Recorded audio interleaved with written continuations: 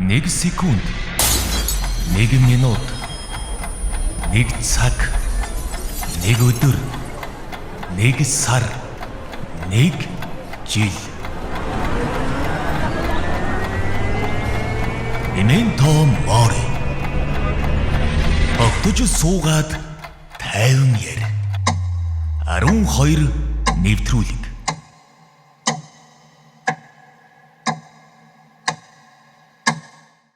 Сонсогч үзэгч та бүхэндээ энэ өдрийн мэндийг хүргье. Үзэж байгаа, сонсож байгаа цаг хугацааных нь мэндийг хүргэж байна. 12 нэвтрүүлгийн шинэ дугаар, за мөн эхний дугаар үзэгч сонсогч та бүхэнд хүрэхэд бэлэн боллоо. 12 нэвтрүүлгийн салхийг хагалж эхний дугаарт бүх урлагийн дотроос хамгийн агуу нь кино урлаг гэдэг. Тэгээ би бол яг энэ үзэлтэй нэг, зарим хүмүүс бол хамгийн агуунч бишээч гэдэг те хоёр талтай. За яагаад ингэж ярьж байгаа нэхэр энэ салбарын хүнийг бол өрсөн байгаа. Кино наривлагч, зохиолч, салон мастер Шавгагийн там баяр иржээ. За ахтай урилга хүлээж аваад студид хурж ирсэн маш их баярлалаа. За баярлалаа. Чи тэгтээ их зайлтай байсан. Яг л анхны дугаар салхи хагалах чинь гэж над ерөөсөө хэлээгүй. За бас танай нэвтрүүлгийг сонсож байгаа мөн одоо Хөхтөнгөр радио те. Хөхтөнгөр радиог сонсож байгаа мөн одоо энэ подкастын нэвтрүүлгийг үзэж байгаа үзэгчтэй бас энэ өдрийн мэндийг хүргье. Таныг зарим юун дээр чинь одоо сайтууд ч юм уу ярилцлаган дээр кино жүжигчин гэдээ бас автор явж хэлээ. Тэгэхээр дүүн бас жүжигчин гэж хэлсэнгүү хэлэх байсан уу? Би ер нь бол дургу жүжигчин тий. Би ч нөгөө найруулагчийн анги төгссөн болохоор яг нөгөө жүжигчний уран чадвар модор ордог л доо. Тийм. Гэхдээ ийм одоо юу гэдгийг яг мэрэгжлийн жүжигчин, соёл урлагийн их сургуулийн ч юм уу кино урлагийн дэд сургуулийн мэрэгжлийн жүжигчин мэрэгчлэр чинь 4 жилд одоо юу гэдгийг тайзан дээр нь хуулгаад гэдэг ч юм уу те сонгодог жүжиг тоглолт диплома хамгаалсан ч юм уу тийм хүмүүсийн одоо бэлтгэгдсэн тэр мэрэгжлийн жүжигчин хүмүүсийн ажиудал жүжигчин гэд нэрлэгдэх дургу. Дээрээс нь бас нөгөө юм юу гэдгийг нэг 4-5 өсрөөл дээрээс нь 4-5 9-ний л нурууг авч явах. Одоо тийм хэмжээ тийм баггүй. Тэрнээс илүү одоо юу гэдгийг бүхэл бүтэн цаг 30 минутын уран сайхны киноны те 60 эдийн сцен тоглоод нурууг нь аваад нурууг нь үүрээд явах юм. Эсвэл 2 цагийн сонгодог жүжигийн одоо юу гэдгийг тайдан дээр гараад тоглох хэмжээний юм бол би ерөөсөө огтхонч биш байхгүй. Ерөөсөө тийм ер нь бол хойштоо тийм мэдэж болохгүй. Тэр дээр анхаарах нь байна те.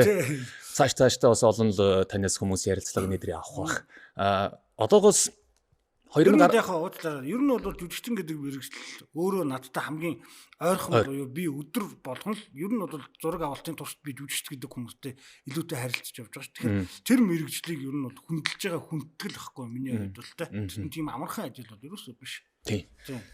Хоёулаа одоогоос 2018 он гэдэг чинь бараг 7-8 жилийн өмнө одоо танаа гэрт нэг ярилцлага хийжсэн юм байлээ. Диктофон дээр.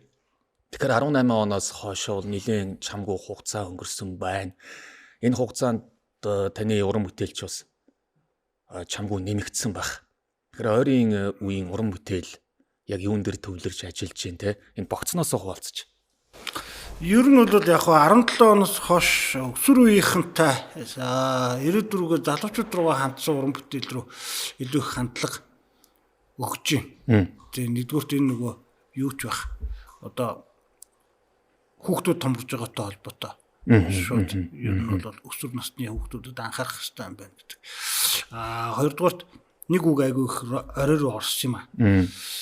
Чи ингээд өөрөө хичнээн тэ хүүхдээ одоо ямар сургууль сургаад мэдэхгүй ингээд Мондөг тэр British American College, British ямар сургуулиуд тэ Гётед ч юм уу лаглаг сургууль сургаж болно.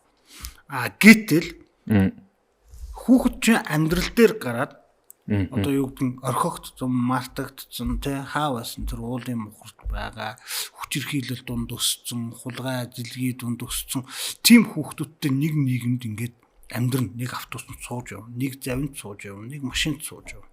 Тэ нэг хамт олон болох магадлал өндөртэй. Чи энэ хүүхдүүд дундаас ядаж тэр хүүхдүүд дундаас чи ихтнээ өөрийнхөө хүүхдүүд анхаарлаа хандуулад амиа хичээгээд яваад хахаас гадна тэр хүүхдүүдийн төлөө ямар нэг юм эсвэл ядаж тэндээс нэг хүүхэд сугалж авах хэрэгтэй гэдэг тийм пост би зүгээр уншиж ирсэн. Одоо нөгөө постны автор одоо санаад орохгүй байна. Тэр яг л 17 18 оны үеэс л ер нь бол яг тэрийг уншичаад тэгээд би хамгийн хөөрхөн охин гэдэг кино хийсэн. Дараа нь яг л өсвөр үеийнхэн зориулсан кино аахгүй. Дараа нь Муу аав гэдэг богино хэмжээний кино хийлээ. Тэгэл ер нь бол тэгээд шинэ ертөнцгээд хөгжлийн бэрхшээлтэй одоо Дауны синдромтой аутизмтай хүүхдүүдийн сэргээн засах төв зориулсан баримт кино би жишээлбэл улсын байгууллага баримт кино би өөрөөсөө жишээлбэл найз нөхдөсөө спонсор продюсерлуулж ягаад тэгээ одоо манай гантлаг гэдэг нэг найз байгаа. Энэ найзаагаа бол дурдахгүй байх аргагүй тэгээ найз маань надад санх хөдөлтийг нөгөөд гэдэг ч юм уу би тэнд баримт кино хийлээ тэгээ тэрнээс өмнө энэ сэргээн засах төвийн тухай хүмүүс огт мэддэггүй бараг мэддэггүй байсан байхгүй. Одоо сонсголонгийн гүрний нааталт байгаа. Тэр энэнийг жишээлбэл хийгээл байршуулангууд хөдөө орон нутгаас хүртэл эхчүүд хурж яйл ингэж ч юм. Тэгээ яг өөрийнхөө чадлынхаа хэмжээгээр л одоо юу гэдгийг ирээдүйн хооч үеийнхаа төлөө бид нар юм хийж явах хэрэгтэй юм байна те. Түүхэн кино түүхэн уран бүтээлүүд бол угаасаа насны эрхэнд магадгүй би 50 60 гараад ч юм уу хийх ёстой. Тэр бол илүү даацтай, илүү судалгаатай, илүү буйртай, сууртай байх ёстой болов. Тэгэхээр одоо бол залуучуудад зориулсан бүтээлүүд дээр илүү их ажиллая гэсэн бол. Ирээдүйдээ зориулсан. Тий, ирээдүйдээ маргааштай зориулсан. Тийм үү? Тэгэхээр яг нэг хүүхдийн өсвөр үеийнхэн рүү чиглэсэн уран бүтээлрүү төлхөө орсон байж тээ. Тэгэхээр кино урлаг яг найруулагч жүжигчд ашиг олох ёстой тийм. Тэгэхээр яг ингээд та өсвөр үеийнхэн зориулсан кино хийхээр ядуу шулуухан л одоо үнэнгээл ярих үнэн л юм чинь тийм. Ашиг олох тал дээр ер нь хэцүү байдгүй ямар байдаг юм. За хамгийн өрхөө охин уран сайхны кино бол шатсан. Харин тий. Би харин таны сүүлийн кино чинь бас одоо story гээд байгаад байгаа шүү дээ. Дахиад энэ хүүхдийн өсвөр үеийнхэн рүү хандсан кино хийхээр эргээд тань дээр үгүй эргээд буух юм нь танд ямар хуу байд юм бол яг гэвэл чи анхных чинь биш шүү дээ. Хуучин ээжсэн. Тэгэхээр их зоригтой ч юм уу гэж одоо бодоод л байгаа юм л да. Яг би нөгөө өөрийнхөө өнцгөөс харахад шүү. Өнгөрсөн намар бас хоёулаа дуулаа гэж одоо манай жүжигч Аззая им Аззая гэж найз маань продюсерлаад бид нар бас одоо юу гэдгийг сэтгцэн нэвдэрсэн хүмүүсийн тухай гэхээс уулын ерөнхий сэдвүүн тийм боловч сэтгцийн тэр эвдрэл эмгээг сэтгэл готрол эдэр яг юунаас шалтгаалт юм бэ? Энэ ерөөсө хүүхэд наснаас үүдэлтэй юм биш үү те? Хүүхэднээс нас үүдэлтэй хүүхэд байхдаа л ерөөсө насанд хүчирхийлэлд орсон сэтгэл зүйн эвдэрсэн гэмтсэн бол энэ насны туршдаа үргэлжилдэг магадгүй гаж донтон маниактай сэтгцийн өөрчлөлттэй тийм хүмүүс болоход нөлөөлөх юм биш үү гэдэг санааг сухуулгаж ер нь бол тийм санааг үзэгчдэд хүргэх маягтай тийм кино хийсэн. Тэгээд кино нь мэдээж бас ашиг олзоо яг бүр ингээд аваад цуцлаа ашиг олоогүй тийм. Ер нь бол бас нэг тийм балансаа дөнгөж барьсан уу яасан.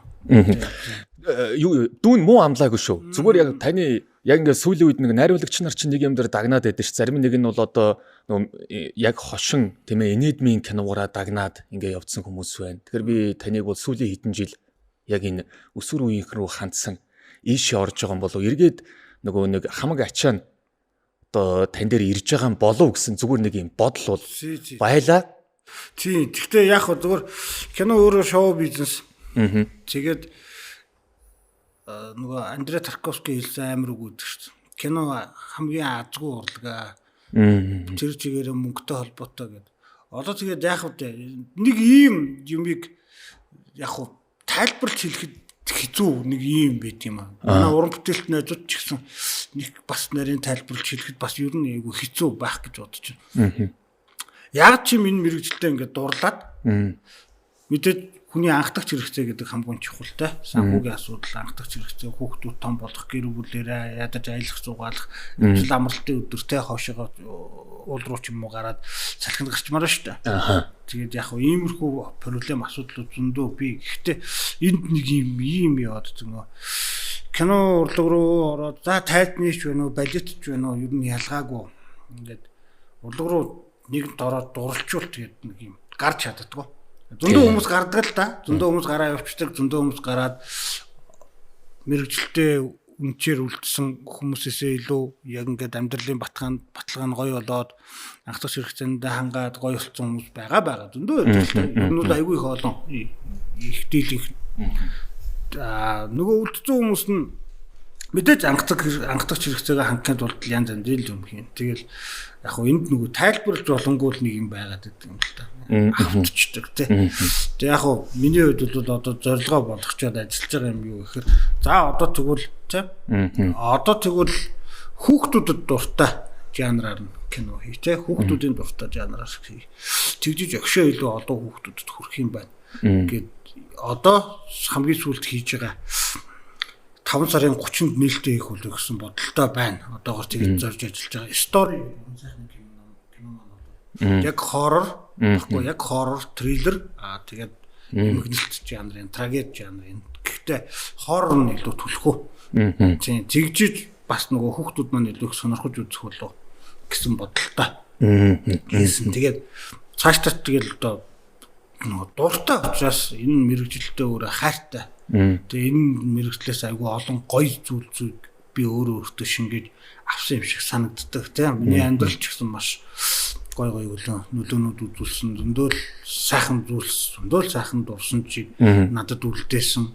Дээрээс нь бас сайхан ирээдүй бас намайг хүлээж байгааг би итгэлтэй байдаг. Тэ хайртай учраас мэрэгчлээ холбоотой бүх зүйлсийг би сайхнаар л төсөөлөх дуртай. Хайртай учраас нэг ядардгуу цуцдгүү те. Мэрэгжилдээ нэг дургу хайргуу бол магадгүй жоохон залхачих байх. Яг биологийн хувьд бол ядарна л та. Тийм биологийн бие организмын сэтгэл санаа ядардаг. Тийм харин тийм. Шунаад яваад те. 2 цаг унтчихтаа зүудлэл босоод ирэх гэдэг ч юм уу те.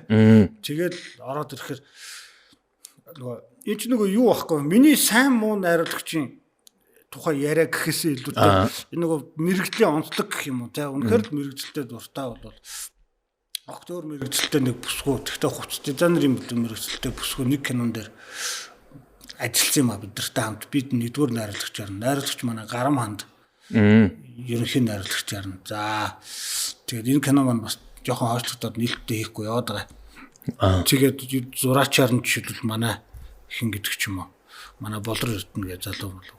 Тэгээд нэг удаа нөгөө бүсгүй маань бидэрт хэлж ирсэн та нар ч одоо хаашаа юм бэ? Кино минут зориулагдсан би хаа гэж тусдаа би хаа байд юм уу хаашаа 2-3 хон цаг л унтах шиг л болоо.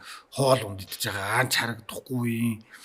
Тэгээд хаашаа юм бэ гэж гайхчихсан. Тэгэхээр тэр нөгөө мэрэгжилтэй өнөхөр дуртай болохоор шунж тэмүүлээд хамаг юмдаа хайдгийн бас нэг идрэл юм болов. Тэгээд тэр нь нэг одлын бас сайхан.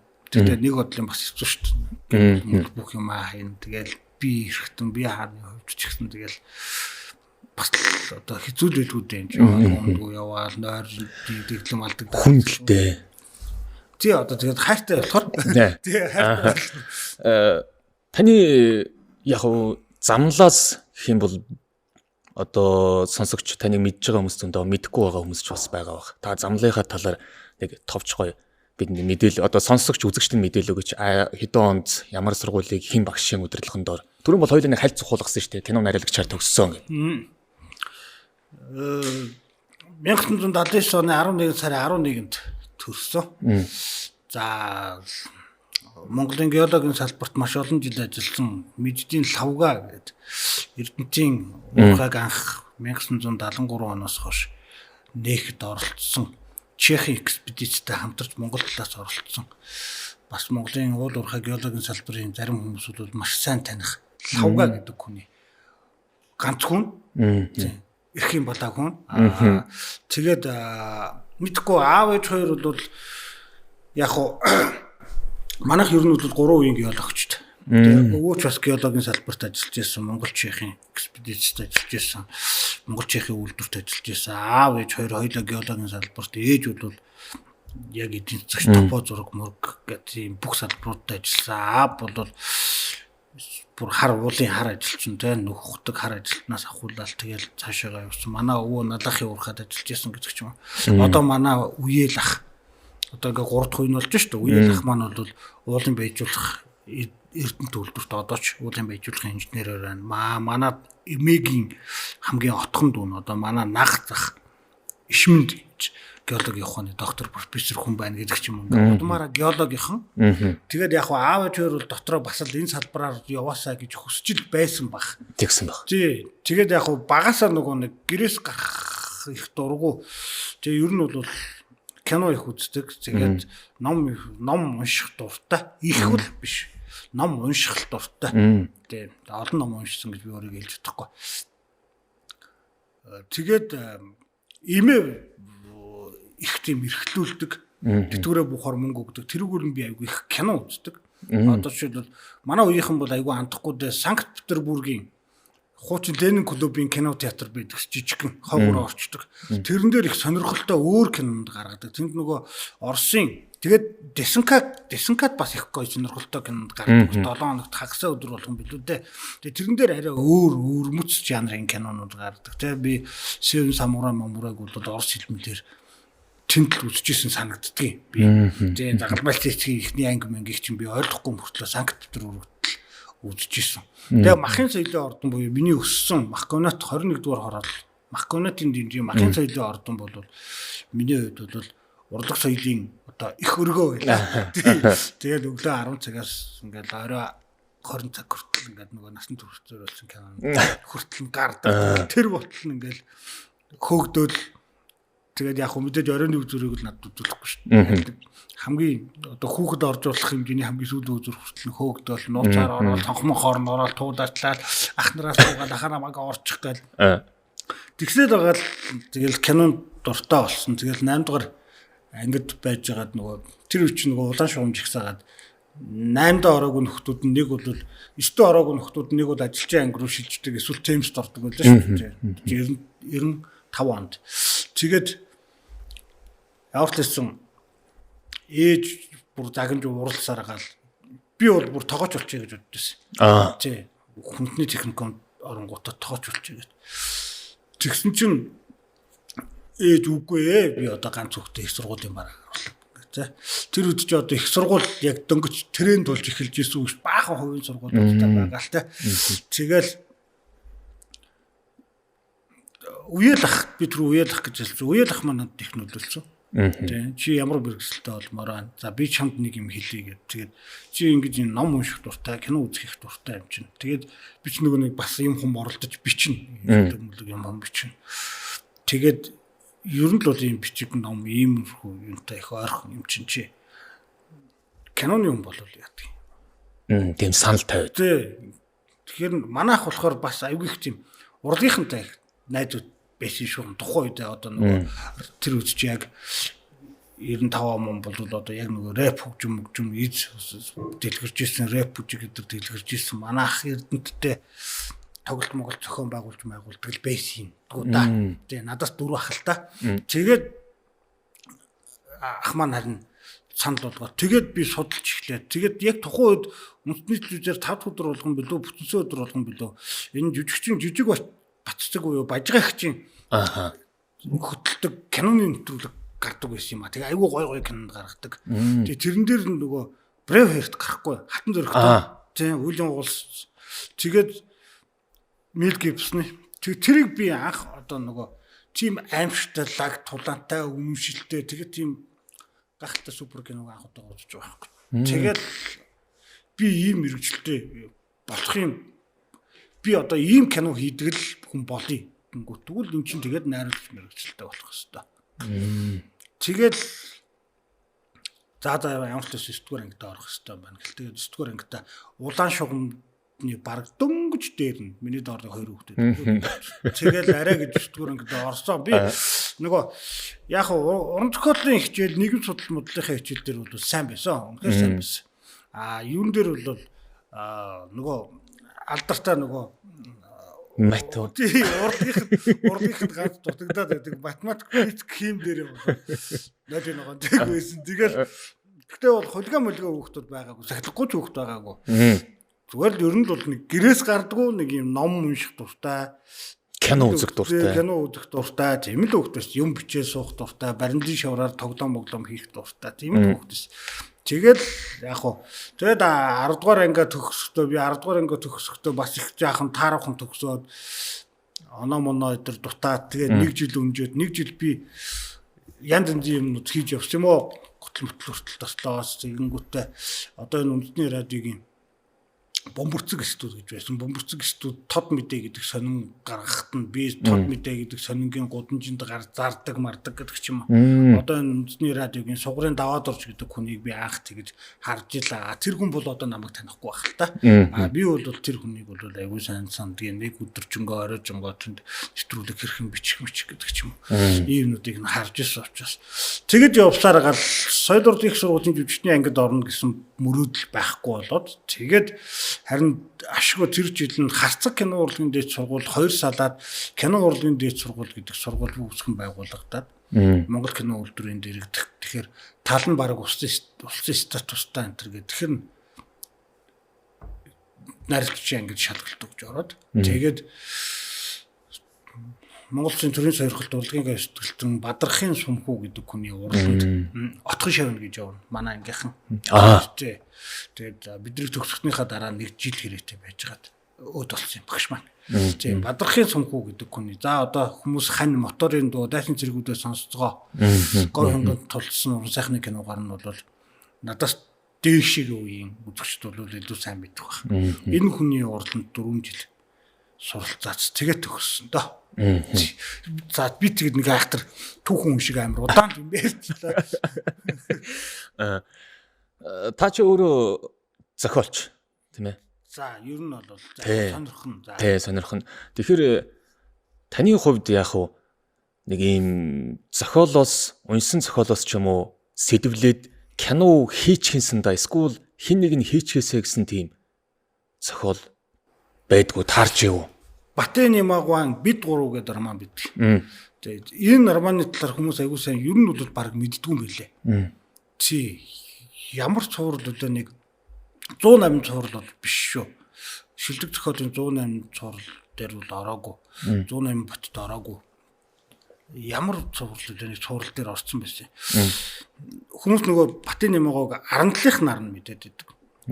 Тэр бид гурав бол бүр надад бүр тэр яг гахалтай кино болохоор яг нэг юм 3 найзын нөхөрлөлийн тухай. За одоо би зүгээр нэг иймэрхүү анзааны кино болох юм болов уу гэд бодоод төхүүлэх юм бол нөгөө Брэд Питтийн тоглосон Палин легенд бол намрын домог.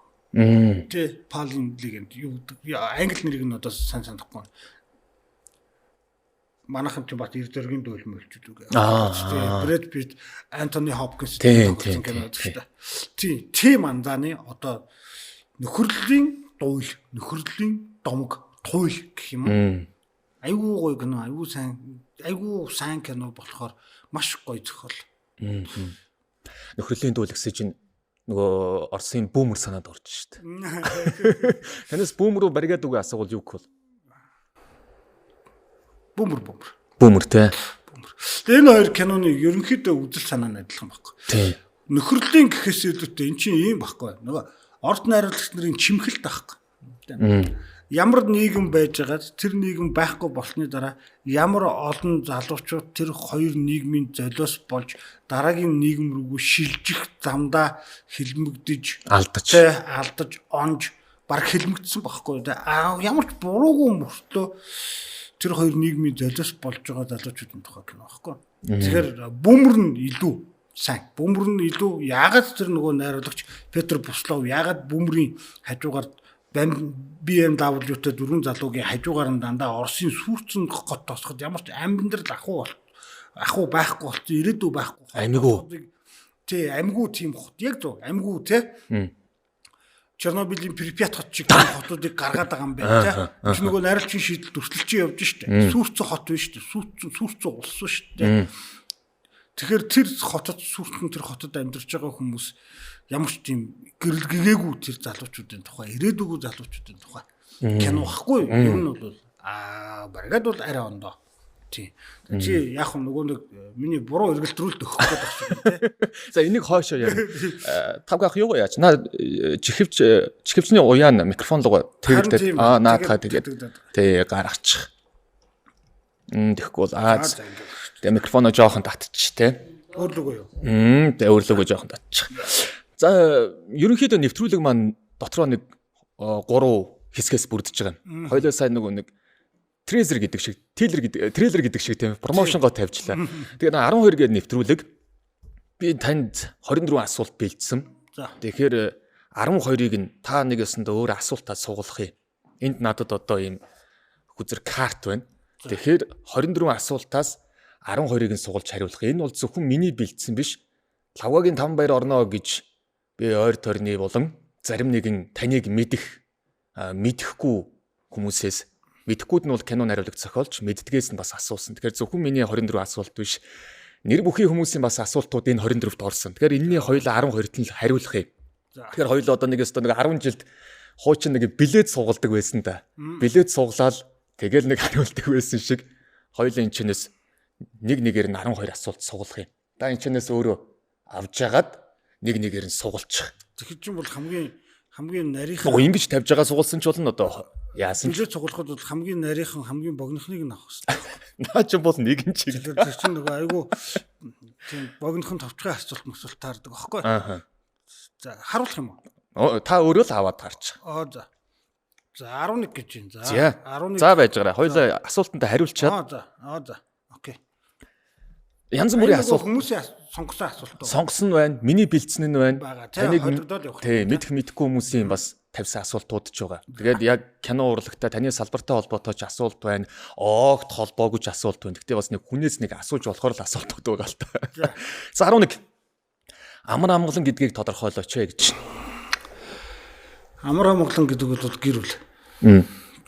Гэр бүлтэй багтаал би амар амгалан байт. Тэнд би өөрийнхөө байдаг. Тэнд би ямар нэгэн баггүй байдаг тий. Тэнд миний ууралж байгаа хүртэл үнэн байдаг. Миний баярлж байгаа хүртэл үнэн байдаг аахгүй. Маск. Тий, маск. Би хүүхдүүдтэй жүжиглж харуулж яах юм. Тийм шүү дээ. Өглөө босоод хүртэл зүгээр ганцхан дотоочтойгоо алхна гэдэг бол энэ гахалтай эрхчүүл тийм шүү дээ. Тийм шүү. Гахалтай эрхчүүл байхгүй. Эрхчүүл амар амар. Тийм, хувцсууд бол бас багны л нэг хэлбэр шүү дээ. Тийм. Гэр бүл гэснээс та гэр бүлээ танилцуулаач. Манай гэр бүлийн хүнийг Мөнх Сарна гэдэг. За дизайнер загвар зохион бүтээгч мөрөгчлөлтэй. Үйл воркшопыг үндэслэн байгуулсан. За үндэсний хувьцаар сүүлийн хэдэн жилүүд бол төлхөө зарим хэрэглэгчд ер нь бол хэрэглэгчд бол айгүй сайн мэддэг. За 3 хүүтэй. Том термон, дундх нь тэнүн, багантай инхлэн гэж хоорондоо 2-3 насны дөрөвт 3 хүүтэй. Том хүн маань одоогоор аавыгаа баярлуулад явж байгаа нь юу гэхээр автагаа амт 4-5 киноны харин тийм цуг явж байгаа. Явсан 16 настай ирээдүйд бас кино зураглаач мэрэгжил сонгосон. Гэхдээ өөрчлөгдөж магадгүй. Өөрчлөгдөхгүй бол одоо өөрчлөгдвөл тэр өөрийнх нь сонголт, өөрчлөгдөхгүй бол бас надад аюул тийм аз жаргал бэлгэлж байгаа. За ер нь манай гэр бүл бол тэр чигээрээ кинотой салшгүй. Тий, салшгүй холбоотой. Ер нь кино гэдэг бол манай гэр бүлийн хувьд бол маш том орон зайг эзэлдэг. Зураглаач болчих юм бол ирээдүйд тэгээд нөгөө аав хүүгийн түүх шиг те аав нариулагч хүүн зураглаач хийгээд явах. Тэгэхгүй байсан ч хамаагүй. Харин яг хэрвээ таны цаана бол тэгчээсэй л гэсэн бодол байгаа л та. Тэгээ гоё л доо. За баярлалаа. Дараагийнхаа асуултыг хоёлаа суглая. За дараалалаар нь суглая. 12. За 12. Арга хударгаараа тонгоруулж байв уу? Хизээ хинд яаж гэнэ? Бас одоо тэрийг яриад байх. Автобусны ард суугаад үйлэл явжлаа. Гэхдээ өөдгөө юмтай хүн болгоно тааралд шүү дээ. Магадгүй нэг хүнд ч гэсэн би өөдгөө зан гаргасан тэрийгээ би өөрөө тийм зүү ёсны үйлдэл хийчлээгээ бодоод явж байгаа юм болоо. Бид нар мэдэхгүй байхгүй. Тэрийг ерөөсөө мэдэхгүй. Тэгэхээр тэрийг одоо тэгж ярьж бас нэг ахтар гомдолт хийгээд явах те. Арга хударга гэдэг бол миний хувьд яг шудраг байдал болов байдгийн болов те шудраг бус байснаасаа нэгнийгээ гомдоох. Таны хувьд ер нь та өөрөө хэр шудраг юм? Анхнаасаа тохиролцоо зарчим бол зарчим байхгүй. Мэдээд миний хувьд ч гэсэн би одоо 46 таа. Энэ хооронд бас дундаас нь хайж явсан ч гэдэг ч юм уу шантарч исэн тохиолдлууд өдр бүгдөө зөндөө биетэй байгаа тийм. Гэхдээ би ер нь өөрийг нэг урвсан гэж ер нь бол боддгоо. Амьдралдаа ер нь бол нэг найзаагаа гомдоогоод хамгийн дотны хүмүүсээ ягаад урвчлаа гэж бодоагүй. Зүгээр дундаас нь орхиод явсан гэдэг ч юм уу. За би үнэхээр л миний хэмжээ энэ юм байна гэд орхиод явсан зүйлсүүд бол би. Яг ажил дээр заримдаа шантрах, заримдаа юмыг орхих юм бол зөндөө байдаг тийм. Гэхдээ миний хувьд бол хамгийн орхиж болохгүй зүйл бол гэр бүл юм шиг байна. Орхих гэсэн тэр зүгээр шууд санаанд орчлоо л доо. Тийм баха. Тийм. За дараагийнхаа асуулт. 19. Таны хийсэн кино хангалттай хэмжээний ашиг олохгүй бол юунд хамгийн түрүүнд санаа зовдөг вэ гэж. За энэ яг тань руу чиглэсэн асуулт ороод ирэх шиг боллоо тийм ээ. Энэ зөвхөн таны ч биш яг л энэ ихэнх найруулагчид л янз бүр л байдаг. Энэ ийм зөвхөн нөгөө нэг овглгэр найруулагч болохоос ш. Ер нь бол тийм кино урлаг өөрөө одоо бид нар нэг ийм ойлгох хэрэгтэй. Продюсерийн урлаг юм аа. Харин тийм. Тийм, продюсерийн урлаг. Ер нь ганц киноч биш болтлоо ш. Тийм. Хамтлаг, дуучид, хөгжим бүх юм продюсерийн хэмжээний продюсерийн одоо уран бүтээлүүд болчихж байгаа байхгүй. Тэгэхээр би хамгийн өөрхөн охин киногаа их дажгүй хүүхдүүд үзчих байх гэж бодсон, үзэгчдэд хүрчих байх гэж бодсон. Тэгээд тэрэн дээр бас нэг баярцэг гэдэг нэг дуу бүсгүй маань одоо продюсер гэхээс илүүтэй зүгээр спонсороор оролцоод. За яг продюсингийн үүргийг бол манай гэр бүлийн хүн бит хоёр өөрсдөө хийсэн л дээ. Тэр хүн бол яг спонсороор оролцсон. Тэгээд би зүгээр бодож ирсэн. Тэр үед нөгөө одоо юу гэдгийг $5 ч юм уу $15 буст хийгээд ингээд явхад жишээлбэл нэг трейлер тавиал 15,000 хүн нэг өдрийн дотор үзэж барингууд ингээд гоё ингээд хүмүүс үзчих юм байх гэж бодсон байхгүй. Маркетинг гэдэг бол тийм биш юм бэлээ. Тэгэхээр би зүгээр тэндээс хамгийн сайн ойлгож авсан зүйл орой руу орсон зүйл гэхээр би одоо шатсан процесс ярьж штэ. Киноны мөнгө төгрөг гэдэр бол дутагдаагүй. Бид нар бол маш гоё тансаг сайхан. Тэ би яг л хийх ёстой юм хийгээл яг л авах ёстой мөнгө цагтаа аваад тэнд хинч гомдолтой хинч одоо мөнгө дууглоо гэдэг ч юм уу тийм ар нэгэн санхүүтэй холбоотой асуудал гараагүй хийчихгүй. Гэхдээ шатсан. Тэгээд би тэндээс нэг зүйлийг бүр орой руугаа ортлоо. Алдаа нь юу байв гэж. Орой руугаа ортлоо ойлгосон нь юу гэхээр кино зохиолыг мэдээж би муу гэж бодож бичихгүй шүү дээ. Тийм. Жүжигчтэй муу тоглоулна гэж бодож кино хийхгүй. Энд бас надаас шалтгааллахгүй би уран бүтээлээс шалтгааллахгүй нэг юм юу гэхээр маркетинг, продюсинг гэж айхтар гайхалтай чухал юм байд юм байна гэдэг би тэгэхэд хавсаа 17 онд орой руу ортлоо ойлгож байгаа байхгүй 17 18 онд. Тэгээд тэрнээс хойш би ер нь болж игэл продюсертай хамтарч ажиллах ёстой юм байна. Ер нь бол Монголын кино урлаг, ер нь бол дэлхийн урлаг тэр чигээр одоо. Ялангуяа манай Монголын кино урлаг их хожуу орж ирж байна л да продюсингийн ойлголт усаа. Өнөөдөр мөрч гэдэг олон ангит кино. Өнөөдөр мөрч гэдэг олон ангит киног ягаад үзэгчд ингэ шуурж үзэж байгаа юм? Агийг хин алваа л гэдэг. Би хүртэл үзээгүй мөртлөө сүүлргөө тэр агийг сонирхоод эхэлж байна. Агийг тий аг дээр нөгөөдөл чи маркетинг хийж Харин байна. тэгжээ лээ. Би тэгэхээр маркетинг хийж байгаа. Кодыг нь ойлгоцсон л да аг дээр маркетинг хийж байна. Аг дээр маркетинг хийж байна. Манай пүүж бит хоёрын тоглолтын тэр дүр хүртэл агийг алдсан юм шиг тэрэн дээр нь бит хоёр хүртэл одоо маас авангуутай бит хоёр агийг алаагүй гэдэг юм уу. Ингээд ирэхээр нөгөө үзэгчд тий одоо энэ чинь ингээд маркетинг буюу продюсер гэдэг. Тэгэхээр би оригинал болон Orange Entertainment-ыг бол маш сайн ажилтлаа гэж бодож байгаа. Ер нь бол тийм маш сайн ажил. Мэдээд нөгөө зохиолын кино сайнтай муутай болох гэдэг ч юм уу тэр бол үзэгчдийн шүүх асуудал байхгүй тийм. Гэтэл үзэгчд өнөөдөр зүгээр л Facebook дээр пак гэдэг ингээ үзэхэд агийг хэн алваа гэдэг одоо мац посттой 10 удаа таарах хэмжээний болтол тэнд маркетинг хийж чадж байгаа байхгүй. Тэгэхээр би бол энэ удаа бол үүгийнхэн манай оронжийнхэн гахалтай сайн ажиллаа гэж бодож байгаа. Продюсинг маркетинг талтай тийм. Тэгэхээр ерөөсөө кино урлаг ерөөсөө л продюсингийн урлаг болчих юм байна. Одоо рок хамтлагч ялгаагүй шүү дээ. Тийм. Би танаа хамтлагийг мэднэ тэгэнгүүт одоо өнөөдөр жишээлбэл Нисванс хамтлаг Батхуйг гэдэг продюсер менежер залуутай байсан. Энэ залуу Батхуйг ах бол гахалтай сайн продюсинг хийдэг байсан. Стелла Артойсын хамтлаг болгосон гэдэг ч юм уу. Тасралтгүй дуулсан, 2 гоё цомог гаргаж өгсөн тий. Өнөөдөр Нисванс хамтлаг би өөрийнхөө хамгийн сайн сонсох дуртай хамтлагийг ярьж байна л да. Тэгэхээр рок хамтлагтай продюсинг вестний хүчинд өнөөдөр Нисванс хамтлагийг 10,000 хүн 100,000 төгрөгийн такстай үзэх хэмжээний болж байгаа ч юм уу тий. 4-5 цомог гаргана гэдэг бол гайхалтай жил болгоны 4 сарын дундуур заавал тоглолтоо хийдэг болох хэмжээний болоход хамгийн анхны продюсер менежерийн үүрэг айгүйх чухал байгаа байхгүй тий. Тэр ургийн хамтлаг нэг фест хийхгүй баха. Тэр ургийн хамтлаг өөртөө зориулсан нэг фест хийхгүй. Тэгэхээр тэр чанар чансаа мөн одоо бодлого те маркетинг продюсер бол бодлого алсын хараал байгаад байгаа байхгүй тий. Тэгээд ялангуяа бүр гранж төрлийн тий гранж метал тоглодог хамтлаг Москвны биш те. Нэг тийм касви хамтлаг бас биш шүү дээ энэ тий.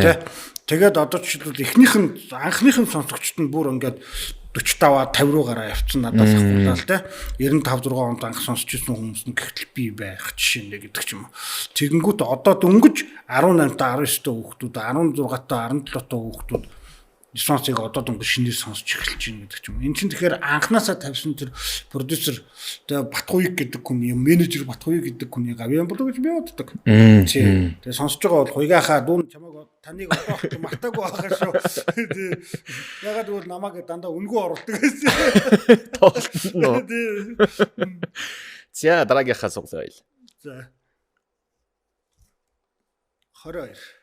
За 22. Underground кино хийх бол таны сэдв юу байх болоо? Гэж байна. Ганцаард л байгаа. Яагаад? Гэж асуу гэж намайг одоо хэлэх байх л та. Ганцаард л. Хүмүүс ерөөсөө огт ойлгодгүй нэг тийм ойлгох гэдэг ч юм уу шинжлэх ухаанаар ч юм уу яасан тийм батлаад ийм учраас энд ганцаардаад байгаамаа. Гэсэн нэг тийм тодорхой байхгүй бах. Энэ айгүй сонирхолтой сэдв. Сэтгэл готрол өвчний тухай бид нар сүүлийн үед айгүй их ярилцгаад өгөөлж, энэ мэдээллүүд явагддаг болж нэвтрүүлэг. Тэгээд их гардаг болчтой бас. Ярддаг болж сэтгэл зүйч бас энэ дээр айгүй их анхаарлаа хандуулдаг болж идэх ч юм уу. Тэгээд нөгөө юу гэдэг юм хамаа хорлох тохиолдлууд айгүй их болсон гэдэг ч юм уу. Тэгэхээр тэрэн дээр жишээлбэл өмнө нь бол одоо амиа хорлолтын ихэнх нь одоо жишээлбэл гэр бүлийн маргаан, архитал, өршөр тийм ээ. Өршөр, санхүүгийн бэрхшээл, цаад бэрхшээлүүд гэдэг ч юм. Ийм байсан бол одоо залуучуудын үед айгүйхтэн сэтгэл готрлын одоо хамааралтайгаар оролдог болсон их тийм харамсалтай үйл явдлууд айгүйх сонсогддог, мэдрэгддэг, тааралддаг болсон тийм. Тэгээ энэ бол шууд сэтгэл готрол гэдгийг бол би шууд ганцаардлын болов гэж ойлгодог те. 8-9 хүүхэдтэй эсвэл бужигнсан олон хамт олонтой найзтай мөртлөөд цааталт нь сэтгэл готрол гэж яваад байдаг. Энэ яг юунаас болсон юм бүүмд би л ер нь бол ойлгоход их том бэрхтэй. Тэгээ миний бас нэг тийм ойлгохыг хичээж сонирхдаг одоо сонирх гэхэд хаашаа ойлгохыг хичээж ханддаг тэр зүйл хэрнээ бас учиргүй ингээд нөгөө гараад үрээд хушуугаад үрээд байдгүй тийм зүйлтэй. Тэгэхээр маш болгоомжтой ханддаг. Тэгэхээр ганцаардлын тухай хийх байсан болов арай өөр өнгөйсаар өнцгөр өөр өнгөйс гэхээс өөр өнгөйсийг харуулна гэж кино хийхээр утгагүй л дээ. Зүгээр л ганцаардлын тухай би ингэж харж байгаамаа л гэж кино. Өөрийнхөө өнцгөө. Тий, өөрийнхөө л тийм хийх байсан биш хийх болов хийх баха. Гэтэ хизээ мэдгүй тий. Уран бүтээлч хүмүүс чинь ингэдэг ш гэр бүлтэй өр хүүхдтэй хань ижилтэй мөртлөө яг зарим хүмүүс нь тийм юм би уншиж сонсч л байлаа л да. Хаяа бүр ганцаардах хэрэг гардаг юм аа. Хүчээрч хамаахгүй өөрийгөө жоох ингэж вакуумжуулд юм аа. Та юу хэр вакуумж чи? Вакуумж. Вакуумж шүү. Манай гэр бүлийнхэн бол тэрийг бүр хүлээн зөвшөөрсөн. Вакуумж тий. Вакуумж нь манай эхнэр өнхнөр бол чи над охил дээр гацаад байгаа бол нэг 3 хоног гараад арх хүчээр хийчихсэн тий. Тэр мөр бол одоо юу энэ хэлбэр хөөж байгаа гэхээс илүүтэй ягаад чи тэр 3 хоногийн дотор шал өөр юм руу орчиж байгаа байхгүй юу тий. Одоо ахын зүйлсээс ангижирж ийн гэсэн үг л дээ тий. Ахын зүйлсээс ангижраад тэнд өөрөөрийнхөө бай. Жохон хоосорч ийн гэж ойлгож байна. Тий, жохон хоосорч тархиндаа зай гаргаж ийн гэсэн үг.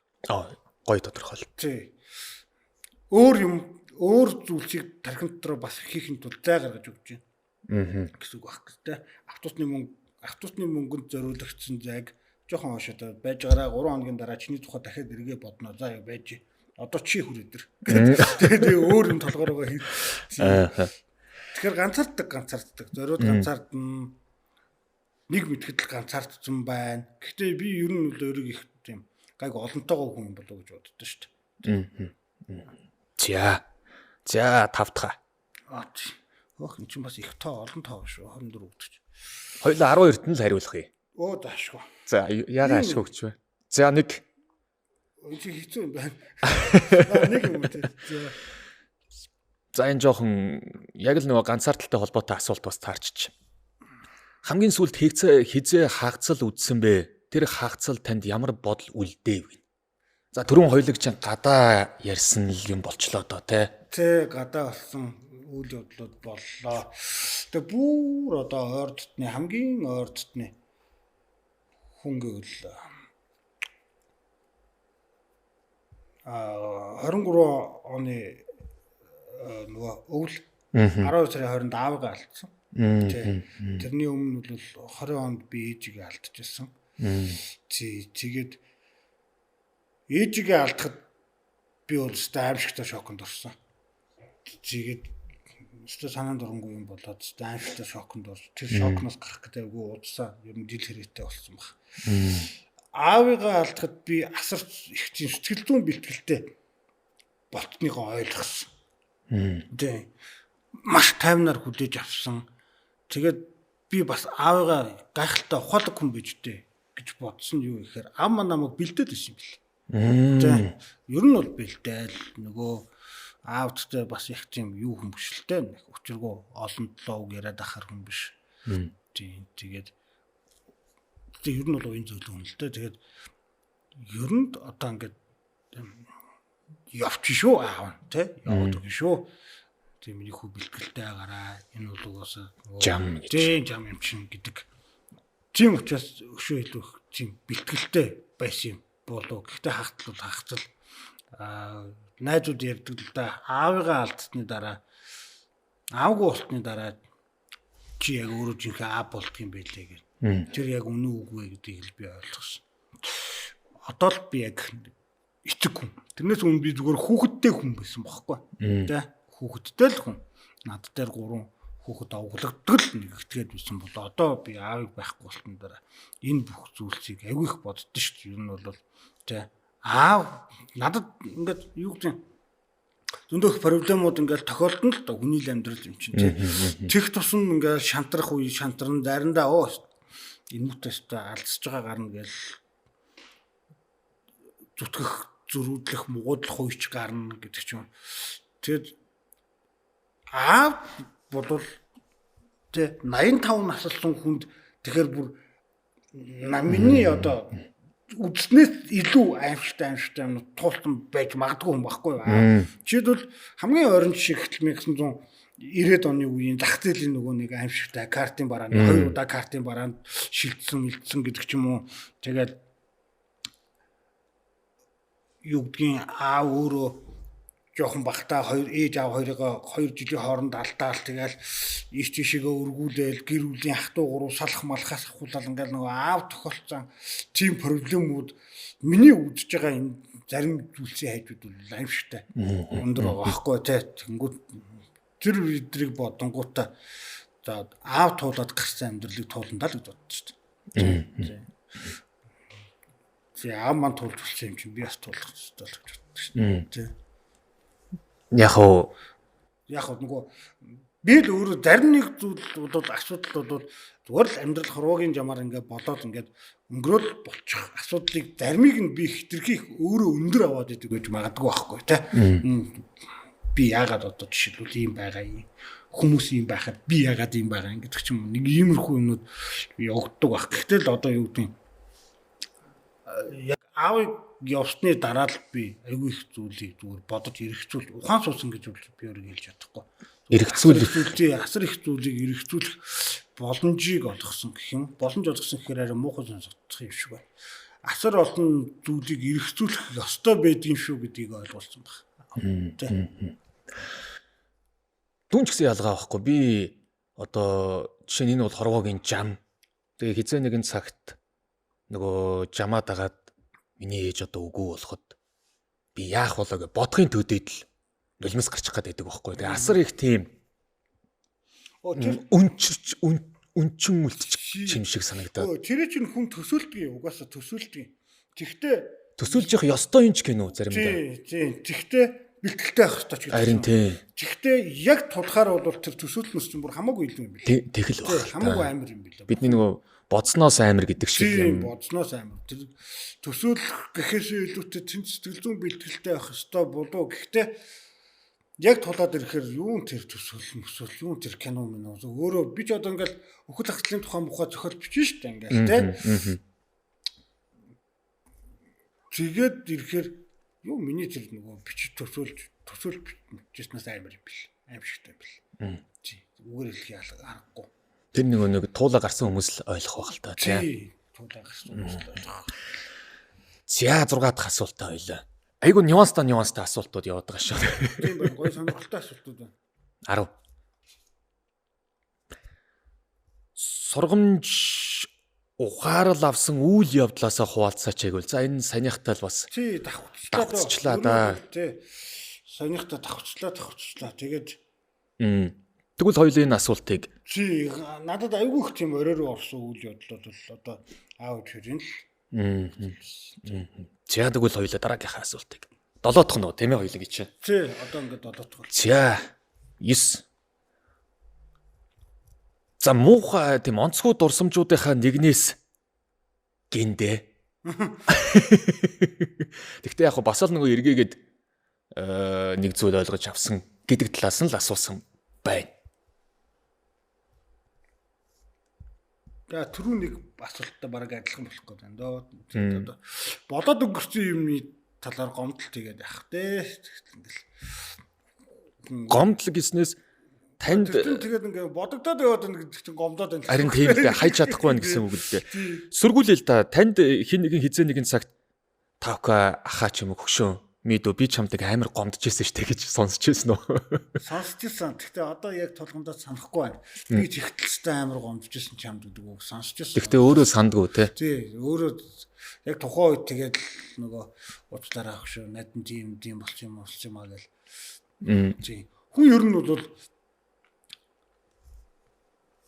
үргэлж бусдад гомдоод яваад байна гэхээс илүүтэй нэгэнт л одоо нөгөө наата цанта 90-тэй барантай амьдрал юм чинь бусдыг ч гэсэн гомдоо шүү дээ. Гомдоо. Тэг тэрийг өөртөө хүн мэддэггүй юм билээ л дээ. Тэгжээч нөгөө нэг баланс тэнцэх бах та. Баланс тэнцэх бах. Тэгжээ тэрнээсээ магадгүй үргэлж хүмүүст гоншигнол чи намайг нэг удаа тэгсэн чи намайг нэг удаа тэгсэн гэдээ гоншихонд явж байснаас бас нэг удаа ч бол нэг хүнээс тэ чи намайг гомдоосон шүү гэдэг үг сонсчихосоо тэ тэгвэл бас нөгөө ухаарлах хөлөө хайрлах хөлөө ухаарл хайрлах хөлөө за 8 дахь хоёлоос за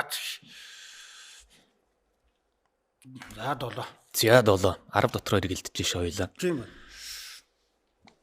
энэ бүр өөр асуулт ороод ирлээ сүлд хизээ бүтэн биеийн оншилгоонд орсон Б ороогүй бол яагаад орохгүй байгаа юм бэ гэсэн за болохгүй ороогүй юу санахгүй л байна уу та Гоо нэг орооч гэж бодохгүй л. Тэгэхээр өөрийгөө эргүүл гэж боддог гэсэн үг. Тий, ер нь бол яг хуу. Би бол юу гайгүй л гэсэн үг. Үгүй шүднээс авахулаад асуудал. Шүднүүд чихнээс авахулаад тэгээд манай киноныхын чинь их тийм оо замбраагүй шүү дээ. Одоо түрүүн би ярьсан нэг 2 цаг унтчаал тэгэл за гэл тэгэл тамхиных нь хэмжээ нь амар. Би одоо ч гэсэн би одоо яг тамхи татмаар л санагдчих. Тэгээ юу гэдгийг ингээд нэг юм эрүүл мэндэд анхаардгүй. Тэр нь ажиллах цагийн хуваараас бас болоод байна тий. Цагийн зохион байгуулалтаас болоод байна. Тэгээд янз янзын шалтгаан бий. Одоо жишээлбэл гадныхантай ажиллаж байсан найруулагч найдар эдэр айгүй гоё юм ярьдаг байхгүй. Шүнийн зургийг нэг гоё өглөө амар гоё гэрлэнүү тавингуудаа шүнийн зургийг өглөө авцсан гэдэг юм уу.